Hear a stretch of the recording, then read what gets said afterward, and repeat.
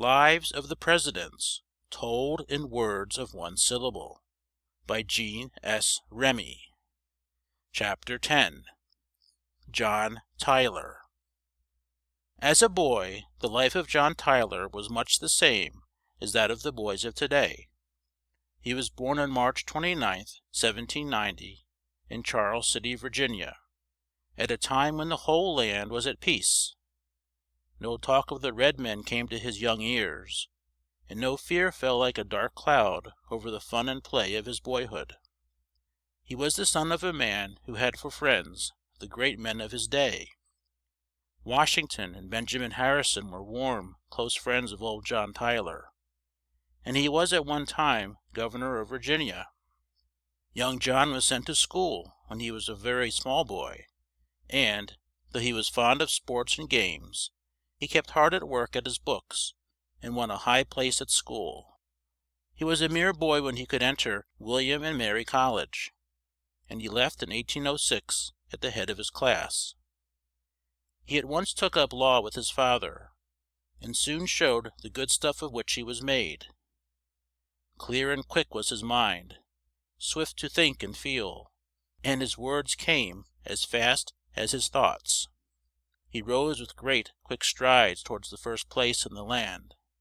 In 1825 he was made governor of Virginia, and in 1827 was sent to Congress, where he kept his seat for 6 years. These were years of strife as to the slave trade, and there were fierce, hard words and harsh thoughts between the men of the North and those of the South. Tyler was at home for a few years after he left Congress, and took a high place as a lawyer. In 1836 he was put up with Harrison in the race for the president's chair, but it was not till 1840 that he won this place. Then, as the vice president had not a great deal to do, Tyler went home to Williamsburg. It was here that the sad news of Harrison's death was brought to him, and he at once went on to Washington. Here he found he had a hard task, for he and his Congress did not think the same on the great questions of the day, and were ever at strife. One of his first acts was to put down a state war in Missouri. A Mormon by the name of Smith, and a band of men who thought as he did, went down there to live. Folks there did not like this, and tried to drive them out of the state. But this was a hard thing to do, for there were about 12,000 Mormons. At last, Tyler sent troops there to put down the strife, and the Mormons were sent to Illinois. They were here but a short time, when the same old strife arose, and then they fled to the lands in the far West, where they are today, in the state of Utah.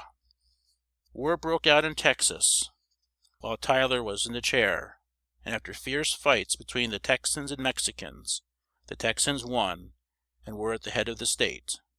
They asked at once to come into the Union, and in 1845 this great state came in. In the last year of Tyler's rule, Samuel F. B. Morse found out how to send words in just a flash of time through miles and miles of space, and you children know well that the fine wire stretched from one great pole to the next on which the quick news was sent was called the telegraph. At the end of Tyler's first term, James Knox Polk had the most votes, and so took the president's chair, and this news was the first that was sent over the telegraph wires. End of chapter 10.